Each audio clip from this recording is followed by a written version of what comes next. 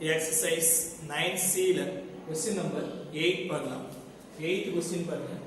The selling price of 10 pencils is equal to the cost price of 11 pencils. What is the profit percent? question என்ன அப்படி சொல்லி பார்த்தா அப்படினா 10 pencils உடைய selling price அப்படிங்கிறது எதுக்கு ஈக்குவலா இருக்கு அப்படி சொல்லிருக்காங்க அப்படினா 11 pencil உடைய cost price க்கு ஈக்குவலா இருக்குன்னு சொல்றாங்க. இப்போ ஈக்குவலா இருந்துச்சு அப்படினா அதோட profit percentage என்ன வரும் அப்படினு சொல்லி கண்டுபிடிக்க சொல்லிருக்காங்க. இதான் வந்து क्वेश्चन. சோ இத நம்ம எப்படி கண்டுபிடிக்க போறோம் அப்படி சொல்லி பார்த்தா அப்படினா முதல்ல cost price அப்படிங்கறது நம்மளே அஸ்யூம் பண்ணிக்கிறோம். என்ன அஸ்யூம் பண்றோம் அப்படினா 1 pencil உடைய cost price 1 rupees அப்படி சொல்லி அஸ்யூம் பண்ணிக்கிறோம். அஸ்யூம் பண்ணிட்டு அதில இருந்து profit percentage என்ன வருது அப்படிங்கறது கண்டுபிடிக்கலாம். சொல்யூஷன் முதல்ல என்ன கொடுத்திருக்காங்களோ அதை எழுதிடலாம். என்ன சொல்லிருக்காங்கன்னு பாருங்க. SP of 10 pencils equal to CP of 11 pencils. So selling price of 10 pencils equal to cost price of 11 pencils. So இதுல நம்ம என்ன எடுத்துக்கிறோம் அப்படினா let CP of each pencils be rupees 1. So ஒவ்வொரு பென்சிலும் 1 rupee அப்படினு சொல்லி எடுத்துக்கிறோம்.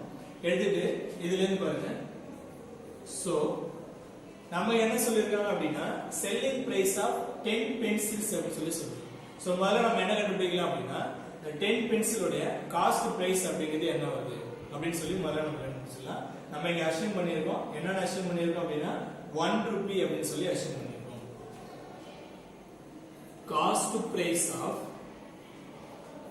10 pencils equal to rupees 10.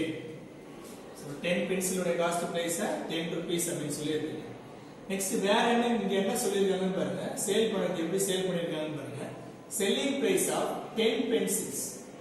So selling price of 10 pencils எதுக்கு ஈக்குவலா இருக்கு அப்படினா cost price of 11 pencils க்கு ஈக்குவலா இருக்கு. சோ நம்ம என்ன எழுதிக்கலாம் அப்படினா selling price of 10 pencils equal to cost price of 11 pencils இருக்கும். சோ 11 pencils உடைய cost price எவ்வளவு இருக்கும்?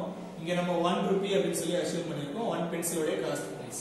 சோ இங்க 11 pencil வரனால 11 rupees அப்படி சொல்லி எடுத்துக்கோங்க. SP of selling price of 10 pencils equal to rupees 11. So 11 rupees அப்படி சொல்லி எடுத்துட்டு இப்போ இதுல பாருங்க CP SP அப்படிங்கற ரெண்டையுமே பாருங்க. இப்போ ரெண்டையும் பார்த்தோம் அப்படினா CP விட SP அப்படிங்கிறது அதிகமா இருக்கு. காஸ்ட் பிரைஸ் விட செல்லிங் பிரைஸ் அப்படிங்கிறது அதிகமா இருக்கு. சோ அதிகமா இருந்துச்சு அப்படினா profit அப்படிங்கிறது தான் கிடைக்கும். So profit equal to profit நம்ம கண்டுபிடிக்கிறோம். profit எப்படி கண்டுபிடிக்க போறோம் அப்படினா the selling price of 10 pencils அப்படிங்கிறது 11 rupees. சோ இந்த 11 ல இருந்து cost price of 10 pencils minus பண்ணிக்கலாம். மைனஸ் பண்ணிட்டோம் அப்படினா profit என்ன அப்படிங்கிறது நமக்கு தெரிஞ்சிரும். 11 minus 10 rupees 11 minus rupees 10. So minus பண்ணோம் அப்படினா rupees 1. So 1 rupee அப்படிங்கிறது profit ஆ இருக்கு. நமக்கு என்ன தேவை அப்படினா profit percentage தான் தேவை. profit percentage உடைய ஃபார்முலா எழுதலாம். profit percentage equal to profit by CP cost price into 100. profit அப்படிங்கிறது எவ்வளவு ரூபீஸ் வந்திருக்கு பாருங்க.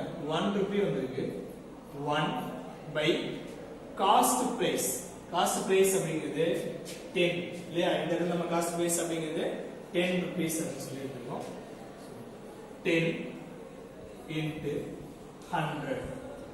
நியூமரேட்டர்ல ஒரு 0, டினாமினேட்டர்ல ஒரு 0, ரெண்டு 0வை கேன்சல் பண்ணிடலாம். 1 into 10. 1 into 10 மல்டிப்ளை பண்ணுங்க. 1 into 10 10. சோ இந்த பெர்சன்டேஜ்ல எழுதுறதுனால 10% அப்படினு சொல்லி எழுதிக்கலாம்.